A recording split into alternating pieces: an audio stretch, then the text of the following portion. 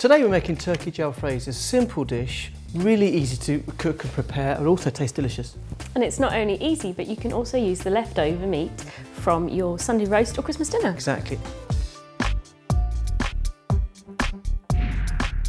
These are thin turkey breast steaks, and as you can see, nice sort of like almost, we call them as scallops. Right, here I've got tomato puree, chopped tomatoes in juice, got a stock cube, I've then got garlic, ginger, chilli, cumin, coriander, turmeric. Over here, onion, 3 types of pepper, coriander, and thin turkey breast steaks. So what I first need to do is cut these across the grain. Okay. If you cut with the grain, sometimes it can be slightly tough, but what you're doing cutting across the grain is making very, very small fibres. Right, what I'm going to do first of all is make a thick tomato sauce to go into the end dish. Now all you need to do is get a can of tomatoes, chopped preferably in juice, adding a stock cube into there, give a bit of flavour. I'm adding 1 tablespoon of tomato puree. Jalfrezi is basically a use-up dish from a Sunday lunch. Oh, really? We discussed already, yeah. How interesting, and jalfrezi is probably almost as popular as a roast dinner now. So in this large pan, a little touch of oil, okay, beautiful, and lovely.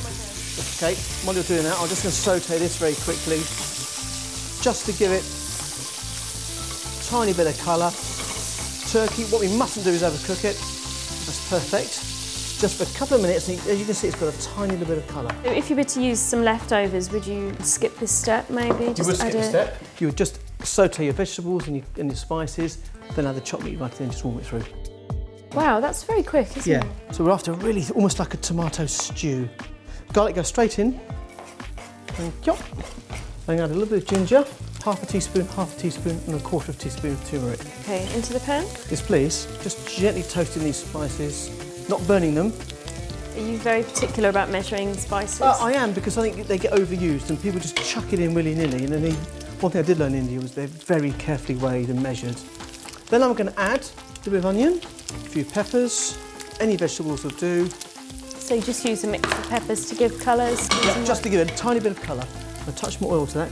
And we can chop with some coriander. Sure.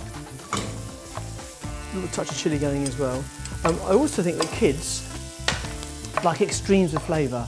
So they like vinegar, they like sugar, they like salt, they like that sort of sourness. And sometimes they do like a bit of heat, but it's how it's put to them. You know, if you give them a raw chilli, you've got no chance. Yeah. But adding to certain things, I think, does work quite well. And all I'm doing really is just softening those very, very slightly like that. Just thinking about leftovers, Yep. Do you think that this could be a way to use up leftover vegetables from your roast dinner as well? Anything that works with jalfrezi. I think it's just a case of getting the balance right. So, they've softened, turkey goes back in, toss that together, and as you can see, leave a dry stir fry. Smells delicious. Tomato sauce goes back in. Sometimes people tend to really go overboard with the tomatoes or the cream in a curry or coconut milk, but this is so healthy, the tomato-based sauce. Coriander can go in. Yeah?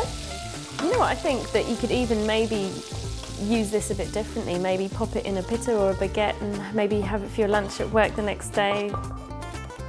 And there it is. Easy, simple, turkey jalfrezi.